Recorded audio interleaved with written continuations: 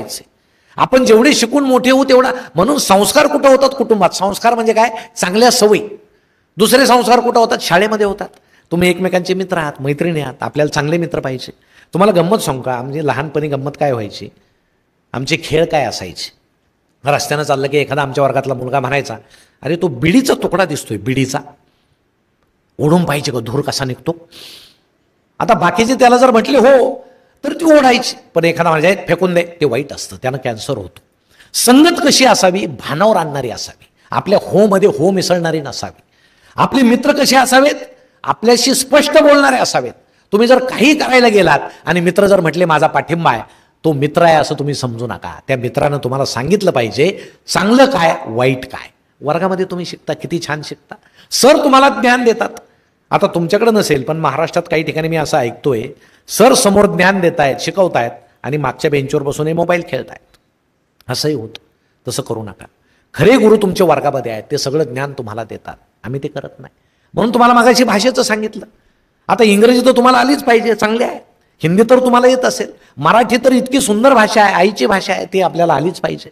पण भाषे वाचून काही अडत नाही असं माझं मत आहे.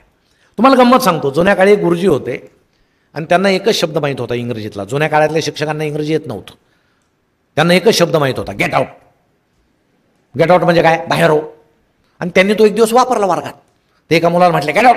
ते बिचारं गेलं ना, असं बाहेर उभं राहील, रडत उभं राहील. आता गुरुजींना त्याची दया आली. गुरुजींना वाटलं बिचार रडतं, याला आत बोलवलं पाहिजे. पण आता याला जर इंग्रजीत हाकललं आहे तर इंग्रजीतच बोलवलं पाहिजे. पण इंग्रजीत आत बोलवायला काय म्हणतात गुरुजींना माहीत नव्हतं. काय करायचं? मग गुरुजी बाहेर गेले, त्याच्या पाठीमागे जाऊन उभे राहिले, वर्गाकडे बोट करत म्हणाले गेट आउट. ते बिचार वर्गात आलं. काही बिघडलं नाही, काही बिघडलं. पण आता गंमत अशी आहे, आमचं डोकं तेवढं सुपीक आहे का सगळ्या गोष्टी येण्या इतकं? असेल तर तुम्ही त्या बाजूलाचा. पण नसताना सुद्धा आमच्यावरती बळजबरी होते. आणि आमच्या पप्पांना हौस असते, माझ्या काही मुलं इंग्रज शाळेत जातात, पा दिवसभर इंग्रज शाळा, घरामध्ये मराठी, गावामध्ये मराठी. काही मुलांना मराठी 1 to 100 मराठी येत नाही, इंग्रजीच येते. आता खेड्यातलं पोरगं जर असलं, त्याला जर मराठीत ते आकडे येत नसले, त्याला सांगितलं साखर आण, दुकानात जाऊन 20 रुपयाची साखर आण. आणि ते दुकानात जाऊन जर म्हटलं 20 रुपयाची शुगर द्या, काय होईल? दुकानदाराला समजणार नाही. तो म्हणाला आधीच माझी शुगर वाढली आहे, याला अजून कुठून द्यायचं. नाही, मराठी जिथं आपण जगतो तिथं ती भाषा आपल्याला आली पाहिजे. आणि माणसाच्या व्यक्तिमत्वाचा विकास कशानं होतो? भाषेनं होतो, आपल्या आईच्या भाषेनं होतो. म्हणून आधी आईची भाषा शिका, मग गरजेसाठी इंग्रजी शिका.